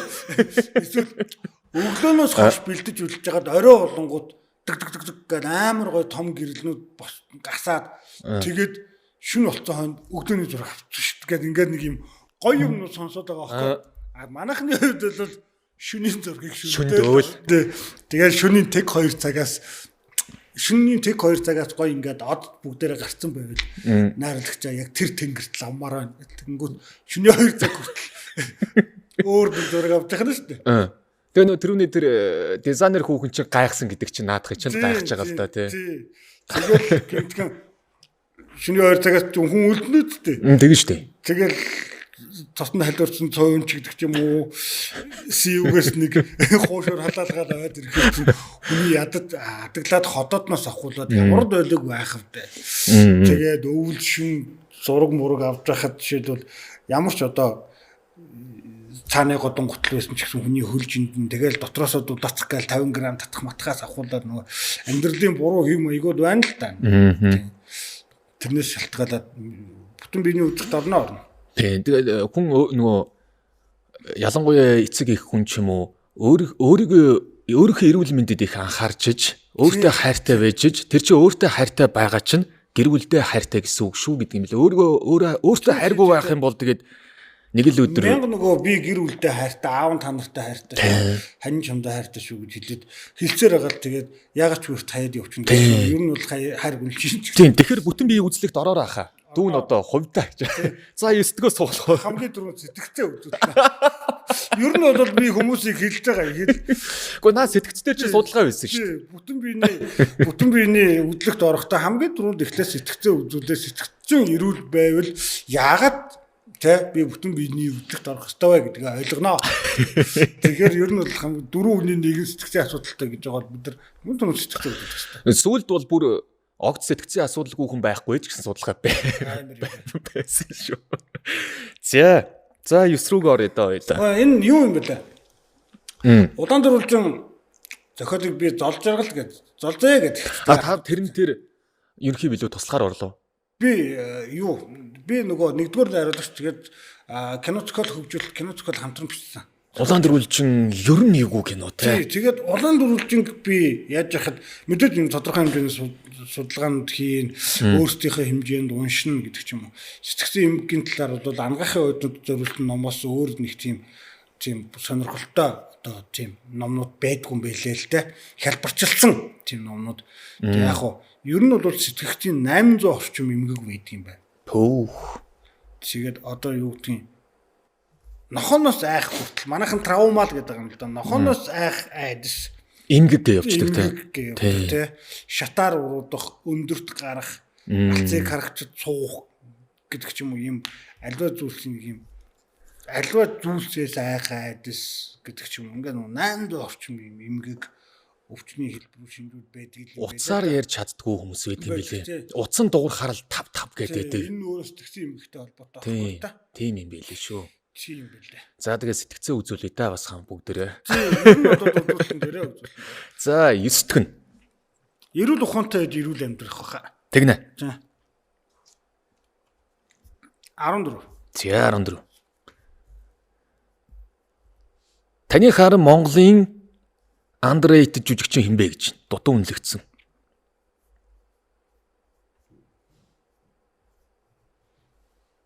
Гин. Одоо энэ яг л одоо таны л салбарын л асуулт болоод таарчлаа да. Тэггүй. Асгарсан авьяастай да даанч хүмүүс тэрийг нь олж харахгүй юм даач гэдэг юм. Тийм залуучууд байдаг шүү дээ. Орон нутгийн театр матертын залуучууд байна шүү дээ. Одоо сүүлийн үед тэр тоглоод байгаа залуучуудраас одоо дахны театрын жүжигчин их жаргал гэж жүжигчин байлаа. Эмхтэй. Байлаа. Үгүй жүжигчин байсан. Одоо бол найруулагч мэрэгчлээ. Буруугаар ойлгох гэж шүү дээ. За надад бол би хоёр чацуутан. Тэгээд надад бол энэ жүжигчин гахалтай байстай жүжигчин санагддаг байсан. Одоо бол зүгээр найруулагч хэрэглээ явж байгаа. За би өөр одоо гавья шагнал бол яах вэ? Хүмүүс нөгөө нэг ингэж ойлгох байх л та. Бямб цогтод нэг гавья төгчөөсөн, ариун бямбад нэг гавья төгчөөсөн. Тэр хоёр төмөр бол төмөр бол нэг асуудал биш. Тэд нөгөө бямбыг ямар сайн жүжигч юм бэ? Бямцогтахыг ямар сайн жүжигчин бэ гэдгийг артман айгуу сайн ойлгоод өгч байна. Надад хараа орон нутгийн театрт байгаа залуучуудаас айгуу их юм гармаар юм шиг санагдаад идэв шүү дээ. Ер нь бол тэгээд тэдрийг нэг актер үнэлдэггүй. Энэ нөгөө нь дахиад продюсингийн системийн тухай л яриа. Тий. Бас нэрээр бол продюсинг хийн гэдэг өөрөө давхар шууд кастингтай холбоотой. Заавал олонний танил болсон хүмүүсийг тоглуулад байх биш. Бас микрог арт олонний танилыг төрүүлэх өөрөө продюсингийн ажил байхгүй. Баруунд бол агент гэж яваад байдаг тийм. Агент тийм. Бүр нэрээр бол пэс хантерч гэж ярьдаг тийм. Дүр төрхийн ангууч гэж ярьдаг. Magic Mike-ийг чинь гол дүрийн жүжигчин чинь те бас нэг агент олсон ч гинөө маш олон жүжигчид байдаг юм билээ шүү. Аштон Катчер мачраас тийм шүү дээ. Зүгээр Аштон Катчер зүгээр л нэг царайлаг комеди хийдэг залуу байсан авчаад олоод ирсэн. Тэгээс ахуулаад зөндөө гоё зүйлүүд байна шүү. Тэгэхээр миний бас нөгөө өөрийн дуртай бас найруулагч зохиолч гэхээс гадна бас давхар нэг дуртай ажиллаад бол хобби гэх юм уу? Кастинг гэх. Энд ч одоо агент л ажил үү? Тий, кастинг гоё шүү дээ. Хүмүүст кастинг санал болгох. Тэгээ тэр санал болгосон хүмүүс маань бас кино тоглоод явж явах гэдэг бол надад би хэдэн онд л 15 онд л Тэмүүжин театрын найруулагч Батуулд гэж залуу. Төв аймгийн үгүй Баян хонгорын. Тэгээд надад зохиол бичүүлж ирсэн. Тэгээд тэр кино хийгдсэн үгүй би сайн мэдэхгүй. Тийм. Тэгээд тэр хийгдсэн бол тэгээд тэр Баян хонгортоо л нэг ингээд болоод өнгөрсөн баг. Тэгээд би болохоор каст чиний ингээд нөгөө нөөц болцоо гэж чи харъя те Баян хонгорын тэг хөгжим драм театр Тэмүүжин театр гэдэг энэ хоёр байгууллагад юу вэ? Ямар хүмүүс байдаг юм бэ? Би хармаар байна. Тэгээд эндээс магадгүй чиний санд болгосон хүмүүс дундаас би өөрөө хуваарлт хийгээд энэ дүр дээр энэ бүсгүй тохирох байхаа гэж бодоод төсөөллөөр ингээд бичвэл надад бас юм хүн буудаг юм аа. Тэгэхгүй миний арга ажиллагаа юм л да. Одоо жишээлбэл энэ кинонд анхнаасаа алтан хүүл тоглоно гэж бодож бичих гэдэг ч юм уу те. Тэгээд тэгсэн чинь надад 20 уран бүтээлчин зураг явуулчихсан. Дандаа соёл урлагийн их сургуулийг төгссөн, жүжигчин, кино урлагийн дээд сургуулийг төгссөн гэх нэг юм мэрэгжлийн уран бүтээлчтэй байхгүй. Дандаа мэрэгжлийн уран бүтээлчд. Тэгээд таньдгүй. Хинч танихгүй. Аюу гоё төрхтэй, сонирхолтой, содон дипачтай. Гэтэл манайхан кастинг хийхдээ өвсрэл дарханаас авч. Өвсрэл Эрдэнтээс авч. Төв аймаг байна. Тий, өвсрэл Төв аймагаас авч. Өөр авахгүй байхгүй. Уул нь бол үүр те. Одоо юу гэдгийг ардын элчид дөрийн дуучин тоглож исэн гэл бид нар өөртөө ярьдаг мөртлөө хийдэггүй байхгүй. Би Додоморхон хардгуу кинон дээр би нэг юм бахархалт хоёр кастингараа одоо ч гэсэн бахархдаг. Дандангийн Солин Дандан Монгол Улсын анхны ерөнхий одоо ардын засгийн ерөнхий сайд байсан Солин Дандангийн дүр жүжигчин Төмрбаатар гэдэг ахыгаа продюсертайгаа зөрсөөр байгаа давчиж тоглуулсан да. За хаасан ховдын театрт очсон жүжигчин Бямф сүрэн гэдэг залууг би залуучаа болтонд бас зөрсөөр байгаа. Би өөрөө бүр замынхан зардал мардлыг дааж байгаа давчиж залуучаа болтонд тоглуулсан. Энэ хоёр кастингаараа би амар бахархдаг байхгүй. Тийм. Тэгээд тэрнээс хойш илүү их тийм дуртай болсон. Өөрөө кастинг гэдэг бол би болж игэл бас залуучуудтай адилхан их дуртай. Кастинг гэснээс таны тэр нэг өөр мэрэгжилтэй хүмүүсийг нэг юм сургалтанд хамруулад тэгээ нэг сүулт нь тайсны жүжиг тавиад байсан те. Тэрэн дээр яг би нэг ажиллаж байхад зарим нэг нь муу сайхан муухаар зөндөл хэлжсэн л да. Энэ бодол ч л байсан юм байна шүү дээ те. Тийм. Шинтэл хийж хүмүүс нэгээд байгаа байхгүй. Би ямар диплом олох гээд байгаа шүү дээ. Би сертификат ч болгоогүй. Зүгээр л тэнд хүмүүс зүгээр л амьдралынхаа хагасан бүтэнсээ өдөр гэдэг 2 өдрийн 3 цагийг аз жаргалтай өнгөрөх гэж байгаа байхгүй. За надад сарын төлбөр төлөөд тэгэнгүүтээ өөртөө тэнд аз жаргалтай 3 цагийг тэнд амьдралаас булааж авч байгаа байхгүй. За автобусны дотор чихэлдэж явдаг гэдэг ч юм уу нийтийн 0 руу орсон чи өөдөөс нь балиар юм уурсан муухай бохир байх тэр булганыг харж байгаа энэ муухай стресс энэ нийгмээс холдож 3 цаг тэнд аз жаргалтай байгаа байхгүй. 3 цаг жүжиг уншиж те 3 цаг би одоо сая тавьсан Улсын драмын Эрдмийн театр тавьсан хайлаас модонд орж хамааг хүлээ гэдэг жүжигийг хуучин тамийн дурлал гэдэг нэртэй жүжиг тавьжсэн. Би болохоор товчлоод 45 минутын жүжиг болгоод дурлал хүсэл тарчлаан гэдэг нэртэй тавьжсэн баггүй. Тэгээд гэтэл тэр хүмүүс чинь амьдралдаа тэр гайхалтай зохиолчин Южин Онил гэдэг зохиолчин сонгодог зохиолыг уншиж шít. Тэр 3 цаг өөрийгөө зариулаагүй бол магадгүй тэр хүмүүс хизээч тэр жүжиг уншихгүй байхгүй. Тэр зохиолчийг ч мэдэхгүй юм байна. Тэр зохиолчийг тэгсэн чинь дараа нь Улсын драмын эрдмийн театрт очиход манай нөгөө сургалтанд суусан залуучууд бүгдээр очиж үзсэн байгаа байхгүй. Энэ нөгөө миний зорилго байхгүй. Нөгөө түрүүчийн яриад байсан нэг ч гэсэн хүнийг сонгодог урлаг гэдэг нэг арай ондоо юм байдаг юм а гэдгийг мэдрүүлэх гэж оролцсон ба штэ. Гоо зүг өгсөн. Тий. Одоо соёнгийн гэрүүлэн гэдэг үг нь дурггүй. Тэр их том үгүй. Тэр өө том үг. Над мэтийн гараад амнаас нь пи гардаг хүнээс байх тэр тийм хүсэж хэрэггүй. Зүгээр ер нь бол нэг ч гэсэн хүнийг гэдэг шиг. Би өөрөө өөрийнхөө хамгийн дуртай юмыг л хийж байгаа байхгүй. Тэнд кастинг гэж. Тэгээ хоёулаа дуулын уран сайхны кинон дээр маань хүртэл манай тэр драмын дугуулангаас жижиг дөрүүдэд нэг гол дүрдэн 12 3 сцентэй нэг гол дүрдэн нэг бүсгүй маань тэгээ босод жижиг дөрүүд маань нөгөө залуучууд маань тоглосон. Тэр бол нөгөө мэрэгжлийн жүжигчдийн хэмжээнд хүрэхгүй л дээ. Гэхдээ тэнд чинь нөгөө би тэнд одоо кастинг шинжилж шít хүмүүст арай өөр хүн үзүүлж шít. Өөр хүн харуулж шít. Ямар нэгэн шорондоо хулгайч гээл тэгэхээр л 5 баяр өөрөө хашаад аваалгүйгээл гараад ирдэг биш те. Арай өөр төрхтэй хүмүүс бас харуулмаар байгаа байхгүй. Нэг хүмүүс ч бас нэг өдөр болгоо өөр юм хармаар шүү дээ. Өглөө болгон шарсан өмдөг идэж ирж болохгүй шүү дээ. Болохгүй шүү дээ. Шор хорон гэсэн чинь таны нөгөө нэг юун дээр бодлын улгаач дээр тоглолтог дүрч ээдэ олон хүний тархин дотор нөгөө үлдсэн байдгийн байлээ шүү дээ те. Юу н хамаа гэдэг. Тэгээ тэр жүжигний тэр сургалт чинь хэсэг завсралцсан уу яасан те? Завсралцсан. Одоо энэ саяны хийсэн стори уран сайхны кинонд тоглосон охтууд ч хүртэл яг миний тэр драмын дугуйл ингэ. Оо тийм үү. Тий.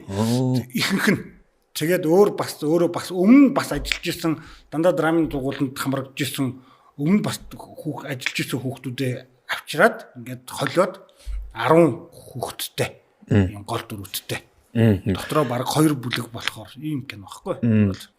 Би суулгахаас өмнө дахиад яг сонирхоод асуучих гинт санаад орчлоо. Стори дээр жүжигчин од гэрэл тоглосон байх шиг байсан. Би од гэрлийг нөгөө юунаас эхэлж би түрүүчийн асуултанд хариулъя. За. Хүмүүс нэг айхтар сайн мэддгүү мөртлөө асгарсан байж тээ. Underrated уу? Тийм. Манай одко шүү. Би яг таныг тэгж хэлнэ гэж бодсон байхгүй юу? Угтаа. Гэхдээ одког бас хамаагүй тэгж хэлж болохгүй. Одког театр дуртай буюу тайзны бол одког угаасаа мэднэ. Бүр мэдхийн дээр мэднэ. Одког ямар андааны жүжигчин бай, тайтан дээр ямар тай. Жинхэнэ ядгүй гэдэг. Гигэн бузагийн шагналыг 3 удаа авцсан монодрамаар өөрийгөө сойгоо. Ийм жүжигчнийг бол хэлэхгүй. Би нөгөө одгэрэл жүжигчин. Тэгтээ би одког болохоор хүмүүс таньдаг байхгүй. Танил да тань. Хүмүүс үнэлдэг. Тийм учраас би яг тэрэнд оруулаг байхгүй. Тэрс би одкотойгоо ажиллах дуртай. Харин хит хитэн кинонд дээр ажилласан баг шүү. Үгүй энэ дээр ажилласан, саяных дээр ажилласан. Бид хоёр бас туршиж байгаад одкоо дээр туршиж байгаад кофе шоп жүжиг тоглож үзчихсэн. Хүнсний дөрвийн. Тий. Лотос дээр байлоо. Тий, Лотос дээр. Тийм байсан. Би нөгөө юун дээр саваагүй байхгүй би тэр чинь хүн туршиж үзэх айгуу дуртай. Санаа нь ялж जैन те. Тэгээ саваагүй үтчихээн. Тий. Тэгээ би энд айгуу хайртай хүмүүс байхгүй. Үнэлдэг. Ингээд би нэгэ хүндэлдэг. Би to be or not to be гэсэн яг анх нөгөө нэг харж ирсэн байхгүй. Энэ мундаг жүжигчин бай. Тэгээ дараа нөгөө талигч болсон Аси ахын хариулсан нөгөө хунгийн сүлчийн дуун дээр мөнх сайхан ахтай гавьяц мөнх сайхантай одоо жүжигчинтэй хамтарч тоглодог те. Тэгээд би яг тэр кинонаас нь ингээ ахуулаад за үнэхээр л айхтар гоё жүжигчин байна даа л гэж бас бодчихсэн. Би одгогчтэй киноны гэхээс илүүтэй яг тайцныхоо тайтанд зориулсан жүжигчин байл гэж байна. За заравтгаа сонгоч. 10. Зүүднээсээ сэтвлэж одоо зүүднээсээ санаа авч хийсэн зүйл байдаг уу гинэ? Байхгүй. Тэг зүүдэлдэг маргааш өглөөнд зүгээр санчаал. Тэгээд миний зүүд ихэвчлэн механик байд юм дөө. Өмнөх өдөр нь нохоо төгдүүлсэн бодвол тэгээ шүн дэргээд санаа зовсноор зүүдэлчдэг гэж. Механик зүүд. За тэгвэл 11-гээ. Тийм амар онгоцтой зүүдөө манаас сууж. Тим хүмүүс байдгийн билээ шүү. зүүднээсээ санаа авсан. Тэгвэл тэгээ одоо тэр бүтэн биеийн хөдөлгөөр За тэгвэл бүтэн биеийн үзлэгт орцгоё гэж. За 20. тий. За энэ түрүүнийхтэй бас яг таны ярьжсэн асуулттай холбоотой асуулт. Энэ миний асуулт биш. Өөртөө чинь нэг мэддэг хүнээс ирсэн асуулт баг шиг байна. Амиа хорлох эрхийг нь өгөөч гэдгээ энэ тал дээр таны үзэл мөн амиа хорлтын талаар түрүүн хэлсэн. Ер нь ингэдэг штэ зарим нэгэн хүмүүс амиа хорлох эрхийг нь яагаад өгдөг юм бэ гэдэг. Би улсыг нь санахгүй байна. Аль оронд үлээ бүр тийм аппаратч гарцсан байна гинөө те. Тийм байсан. Зарим нэг нь бол яг ингээл нөгөө бүх юм хоёр талтай гэдэг шиг үнэхээр амиа бодсон асуудал бол амиа хорлох юм аач гэдэг. Энэ их ахтар миний оролдоод асууж биш байна. Зарим юмыг заавал мэдэхгүй бол дутаа сурчих хэрэгтэй байхгүй. Таныг мэднэ гэж одоо ийм асуулт ирүүлсэн юм болов. За тэгвэл хот байсан дээ. Юу н хэцүү сэдв те. Энэ тухай яриул нэг бол зурцлага авчих واخ. Тэгнь. Жохон эвгүй гэлжүүл зурцлага олчихно. Одоо жишээлбэл эрх өхийг би дэмждэг гэчүүл тэгэл дуус байхгүй. Ер нь бол би өөрийн хувьд ч гэсэн би энэ тодорхой хэмжээний бас тэгсэн тийм асуудалтай байна гэдэг шүү. Ер нь бол ярина гэдэг сурчилж ийн гэсэн үг болчдөг заримдаа. Тий, ер нь бол ялангуяа ийм их асуудал. Тэ архины тухай ярих байлаа гэхэд чинь жишээлбэл за 3 хоног тасралтгүй арх ууснаа яривал энэ тодорхой хэмжээгээр сурталчилгаал болж байгаа байхгүй. Уграа манай хаалт гэсэн үг шүү дээ. Далд маркетинг гэдэг шиг тий. Тэгэхээр энэ тухай ярих айгу. За ямааргүй. За 12 дахь нь. Наа. Ярмааргүй зүйл байж болно шүү дээ, тийм ээ. Тэр бол одоо хүний эрх шүү дээ. Тий, энэ ч өстөж их ирэх байхгүй. За тэгвэл төгсгөлийнх нь өстой эргийн асуулт гараад ирсэн байна. Сайхан дурсамжуудынхаа хамгийн түрүүнд санаанд орж байгаа суулцаач гэж. Хүүтэй болж анх. Том хүүгээд төрж байгаа. 16 жилийн өмнө. Тий, 16 жилийн өмнө. Тэгээ тэрнээс хойш тасардаггүй. Улсад би 3 хүү төрүүлж гисэн байна. 3 хүү хийж өгсөн байна. Хүүтэй болох дандаа хүүхдтэй болох мэдрэмжүүд тэр 3 мэдрэмж гуруулаа гайхалтай. Яг л энэ тэнцүү. Гайхалтай. Би ер нь бол хүүхдүүдтэй зүр баг нэг хилдгөндөө. Тэрнээс ер нь бол 3 хүүдээ амнаас л хайртай. Миний амьдралын утга учир аз жаргал гэрэл гээгээ ерөөсө бүх юм. Таны 3 хүн чинь хэд хэд насны зэрэгтэй юм бэ? 16-таа 13-таа 11-таа. Ойрхон насны зэрэгтэй юм байна шүү дээ. Тэсгэн 3 хүү тэгээд яаз жаргал амьдралд янз зүйл тохиолддог. Эцсийн мөчөд би 3 хүүхдтэй л ирдэг байхгүй. Юу ч болчихсон би 3 хүүхдийнхээ л хажууд байдаг. Тэгэхээр хамгийн миний одоо амьдралын хамгийн сайхан дурсамж гэхээс илүүтэй миний амьдралын хамгийн сайхан гэрэл гэгээ бол миний 3 хүүхд. Миний гэр бүл. За. Хүн болгоны хувьд тийм багталтай ер нь тийм хүн тийм баг. Миний үуч ялгаагүй. Тийм. За үндсэн 12 асуултын хэсэг маань өндөрлж байна. Тэгээ зарим нэг нь ч танд одоо хариулмааргүй асуултууд гарч ирлээ. Зарим дээр нь хоёулаа жоохон сунаадч явдсан асуултууд гарч ирлээ. Тэгээд яг үндсэн хэсэг маань өндөрлж байна. Тэгээ хоёр дахь нь дараагийн хэсэг бол би нэг зургийн түүх танаар яриулах гэж байна. За. Таны л зураг. Одоо миний зураг биш шүү дээ. Миний зургийн талаар юу ярих вэ? Тэгэхээр дэлгэцэн дээр одоо таны 3 зураг гарах юм. Та тэгээд энэ 3 зургийнхаа нэг товч түүхээс энэ хизээ хаана юун дээр авахулсан зургууд энэ бэ гэдэг. Энэ Додон бурхан ардгүй кинон дээр Сэлэнг аймгийн Алтан булаг сум дээр 2011 оны 100 тэр цааталт нь нэг ямар ч монгол хэлгүй нэг Оросыг цаанаас Оросоос хяхтаас авчираад гэрэл зурагчанд тоглуулад анхны долоогийн нэг юм түүхэн патер маягийн бутаа авах гээд энэ гэрэл зурагчанд тоглож байгаа Орос хүн баггүй. Тэгээ энэ хүн маань за царай туссан сайн харагдахгүй байгаа учраас хамаагүй ярьчээ. Энэ хүн мал бол яг нэг юм кино тоглох хэмжээний хүн биш. Хяхтын тэнд сатлын тосгонд арх угаа явж тахт аваад ирсэн хүн баггүй согтоо ирсэн. Монгол хэл байхгүй. Монгол хэл байхгүй. Дээрээс согтоо. Тэгээ энэ хүнд зааж өгч байгаа.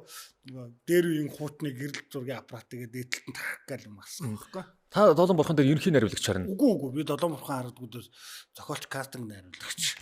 Тийм үүрэгтэй явсан. Манай ангийн найз миний бүр багын дотны найз мөнхсөх адид уржин мөнхсөх гэдэг найз маань ерөнхий найруулагч ажилласан. Энэ натурд хэр удсан юм бэ? Удсан бид нар чинь зохиолоос нь ахуулаад 3 сараас эхлээл зохиолыг нь бичээд хойдон жилийнх нь 3 сард дууссан шүү дээ зураг мөр.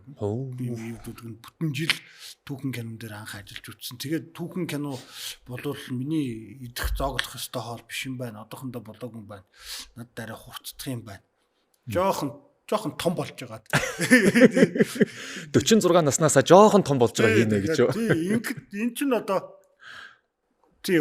одоо дөнгөж 31 мэгтэй саяны тэр энэ зураг энэ шүүдөр дундуур уран сайхны киноны үеэр манай Хүннүү Бата гэдэг айгүй гой фотод ордог ахгүй авч өгсөн миний хайртай фотонд нэг Дорнод аймгийн Баян улсам өөрийнхөө бараг төрсөн нутаг гэж хэлж болохоор тий өлхний хилийн застав дээр онон голын ирэг дээр тий бас 20 хоног натурт гарч явах таахуултан зураг. За бид нөгөө бурад гэж явдаг. Тэгээд бурад малгайтайгаа.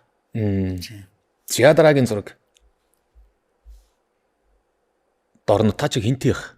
Дорндих. Дорндих. Дорндын айл сум юм бэ? За Баян уул гэж явах байхаа. Тэгвэл тэгэл бурад тий. За энэ саяныхтай юу? Тий ер нь яг саяных. Энэ чинь нөгөө хойдолд нь гараад авчихсан. Тэр бурад малгайтай. Тэгэл тэр цааталт нь манай натурын шар автобус харагдчих. Нэг ийм 3 зургийг суглаад одоо зургийн түүхийг нэруулах гэж хэлсэн. Тэгээд энэ шүүдэр дундуур чинь та чинь туслах найруулагчаар нь. Тий, нэгдүгээр найруулагч зохиолч юм. Тэгэж явж исэн те. За баярлалаа. Тэгээд random post гэдэг нэг хэсэг байгаамаа. Энэ random post нь болохоор яах вэ гэхээр таны хамгийн сүүлд оруулсан постыг нь одоо би гаргаад ирсэн байна л да. Энийг нь онцолж. За. Хараацаа бол нисч чамайг дуудаад хорвоо дэлхий гайхам өндрөөс чамтай цуг харъя гэд даанч чи надтай хамт ниссэнгүй гэдэг постыг одоо хамгийн сүүлд саяхан оруулсан байна. Тийм. Харгийн инх мандаах зорилсон. Харин тийм байна. Тийм. Инх мандаах болгон гэт гахалтай хоёрын хамт ахуулсан зураг байгааз. Тийм байна. Зураг нь тийм.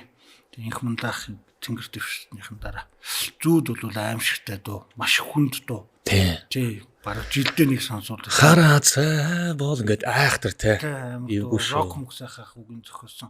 Аян ихнийх нь булган ахих өөрийнх нь байх шүү. Үгүй юу би андуурч магадгүй. Чук ахих юм болоо. Тийм. Тэгээд ер нь харангийн лавгах харангийн инх мандаахад зориулсан. Хоёр уулзчихсан, ярилцчихсан тийм дурсамж байдаг. Байхгүй. Тэгвэл бодод бүр дээш юм шүү. Тэнгэрийн хүн шүү. Анхнаасаа л тэнгэрийн хүн байсан. Би бол тэгдэл боддог та. Чи өөрөө рок хөгжимтэй айгүй ойрхон шүү дээ. Тэгэхээр рок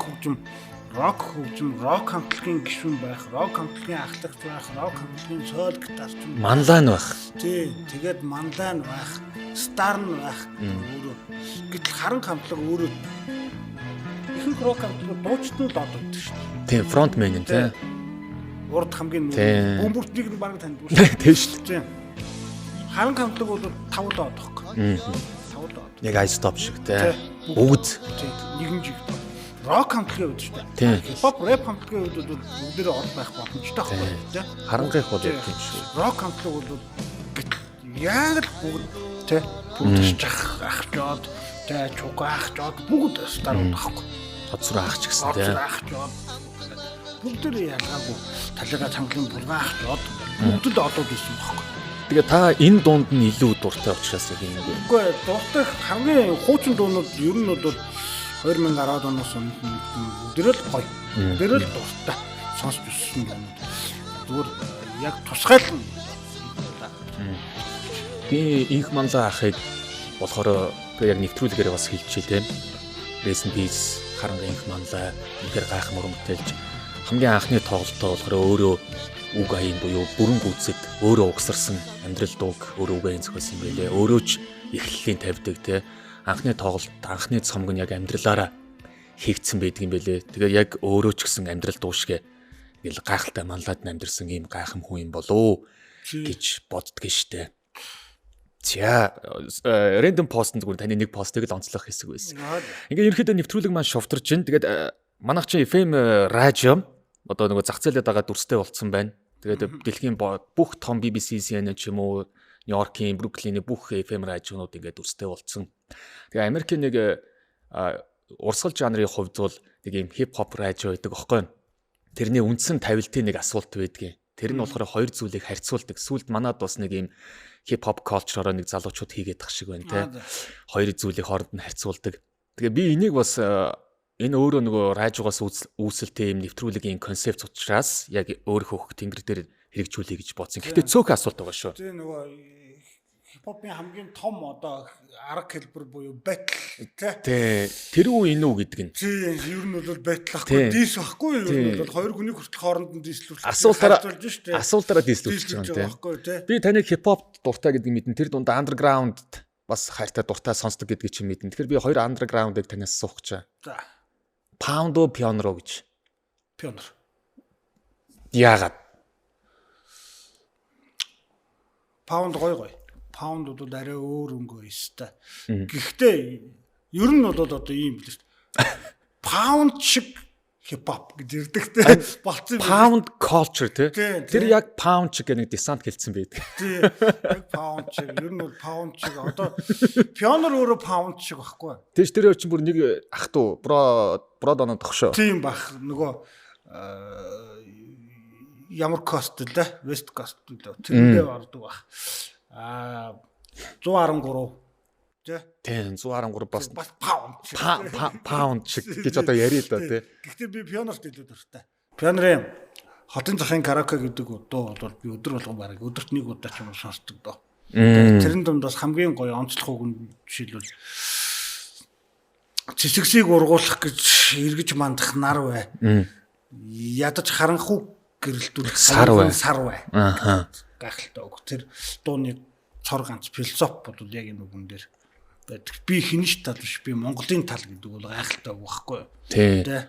Мөнхийн нөхөрлөл гэж байхгүй, мөнхийн эрх ашиг гэж би. Гэхдээ энэ бүх эрх ашигуудын хамгийн туйлын цэг бол эх орон, элгэн садан гэр бүл. Цаа чи ер нь бас нэг тийшээ шүү те.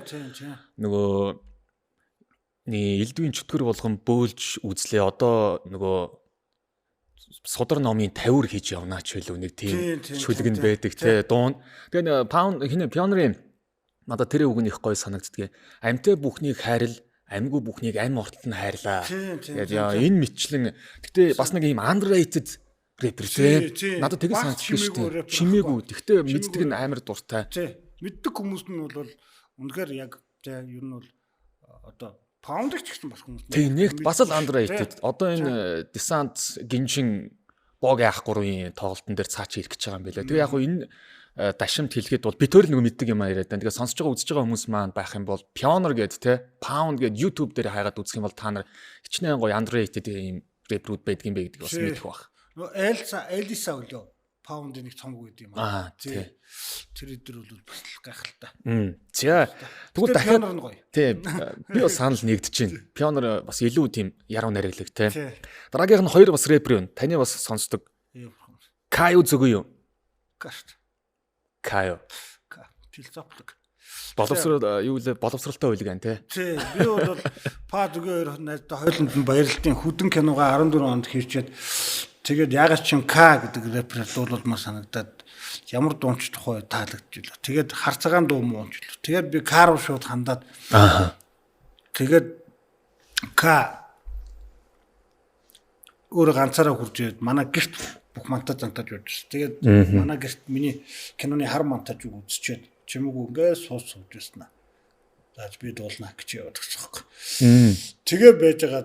За чи бичлэгийнхаа студийг олчих би явж чинь гэдэг. Зүгийтэйг өрөөд ирсэн байхгүй. Тэгээд зүгий тэр хоёр маань миний одоо та бүхэн бац үзэх сонсогт маань хүдэн киноны Ост гэдэг хайх юм бол зүгий К2-ийн айгуу гоё дуу би. Тэр бас ингээд нэг юм хит болоочгүй тэгээ бас нэг ингээд чимээгүй өнгөрсөн. Тэгтээ айгуу гоё сонирхолтой гоё дуу бэ.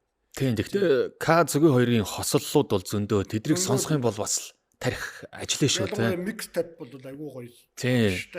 Mixtape-ийг 17 дөрөнд дуусгаад бол бас л Yonk гэж харамсчихсан шүү те. Баярлалаа баяртай гихт нь бол Yonk гэж явсан шүү. Цаашаага үргэлжлэхгүй. Тэгсэн өөрөө хашир болохоор юм хугацаатай юм бэлээ те. Би хийгээд байвал хийгээд байх байсан. 17 дөрөнд дуусах ёстой байсан байлгүй дээ л гэж нэг ярилцлага өгсөн байлээ. За дараагийн асуулт болохоор хоёр найруулагч байна хаа. Нариулагч Дэлгэр баяр уу, нариулагч Сэнгд орж юу?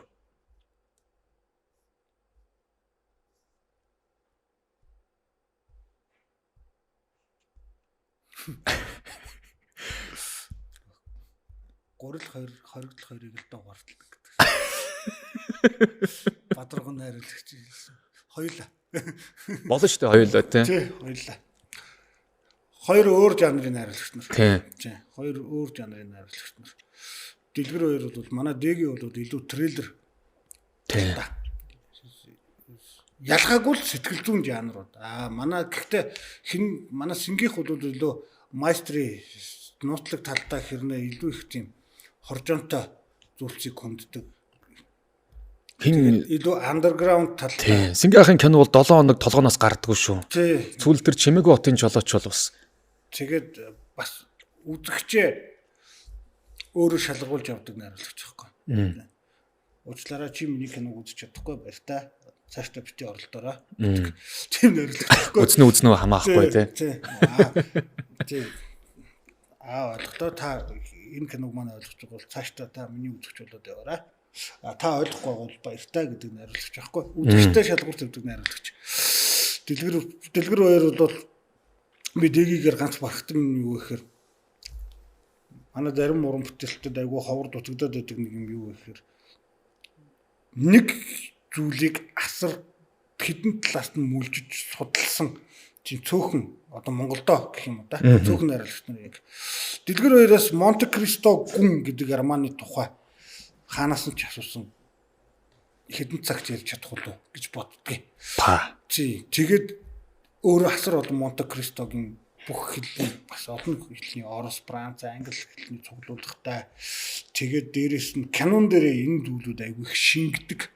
Юу гүшээ авалтын хэлбэр арга хийжтэй нууцлаг амьдрал хүн намагт шигдээд буцаад дэшегээ гарч ирж байгаа тэр хүний хувиралт өөрчлөлтийн тухай гахалтай үзүүлж кинонд ялангуяа одоо бас л нэг юм чимээгүй өнгөрцөн уран бүтээлч гэдэг шиг чимээгүй өнгөрцөн харамсмаар уран бүтээл гэдэг юм гэхээр зэрэгтлийн үзээгүй хүмүүс ингээд мэдээд идэг л да төрийн дайсан 95% тийм үү сүлд мөрч гээл те эсвэл амьдрах таталбар гэл энэ кинондыг мэдээд идэг хэрнээ Илт цэцэг гэдэг нэг сайн кино хүмүүс үзсэн.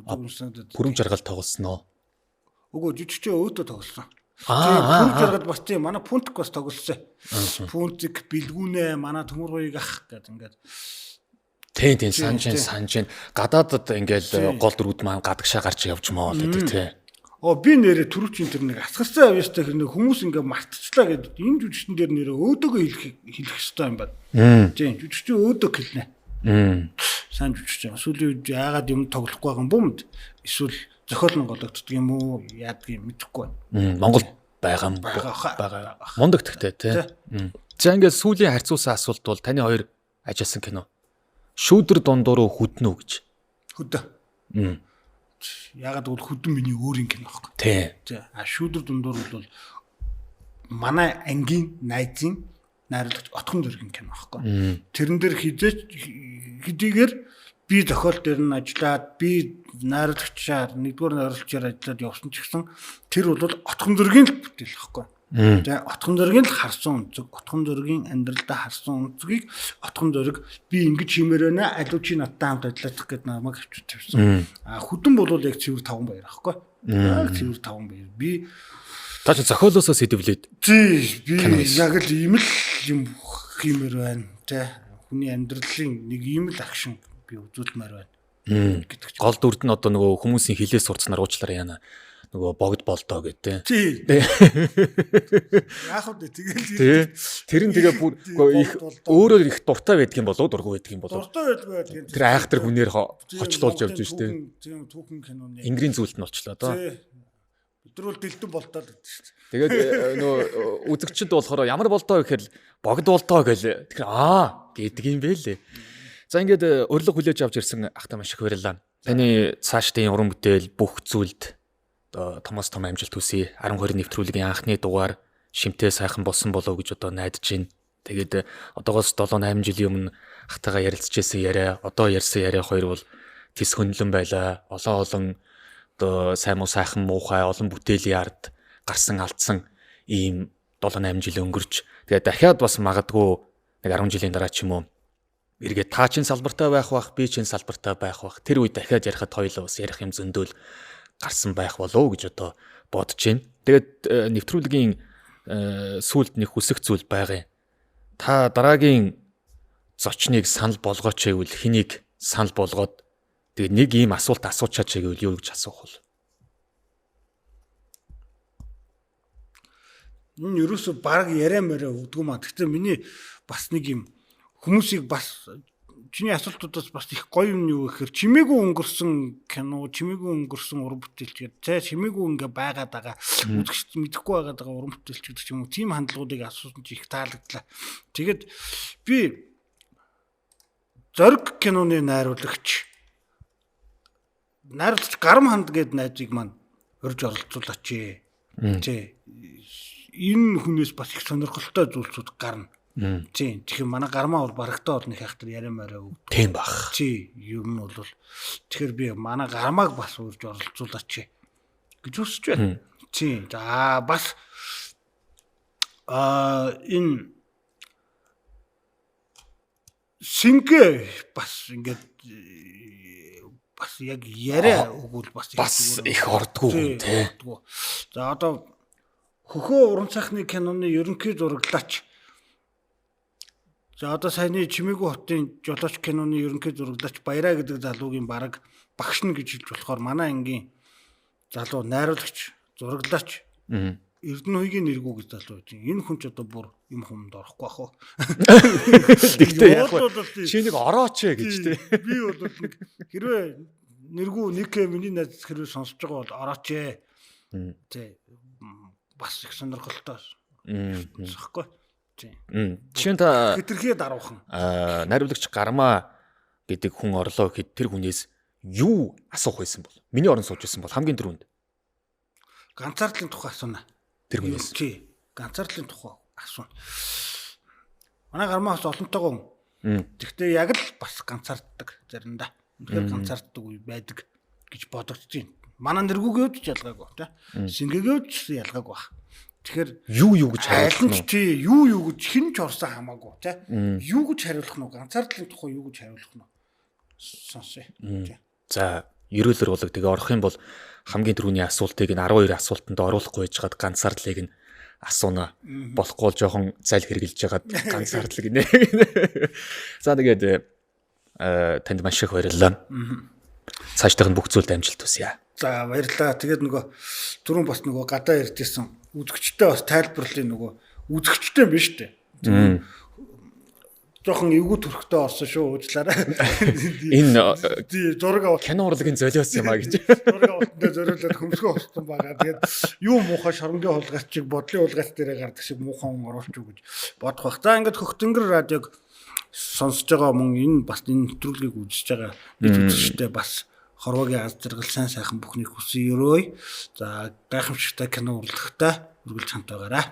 Тэгээд Тавка ах маань малгайтай орох гэж байгаад хүндлэнэ гэж байгаа малгайгаа авж чихвчээ зүсэх шүү гэдгийг бас зэрэглээ хөндлөх ёстой. Тийм. Бүх юм хүндэл дээр тогтдог. За ингээд энэ үгээр 12 нэвтрүүлгийнхаа энэ удаагийн дугаарыг өндөрлж байна. Дараагийн 12 нэвтрүүлгээр шинэ зочинтой иргэн уулзлаа. Түрүү ярьтаа тогтод суугаад 50 ярьсан Тавка ахтай маш их баярлалаа. За баярлалаа. Баяр та. Баяр та.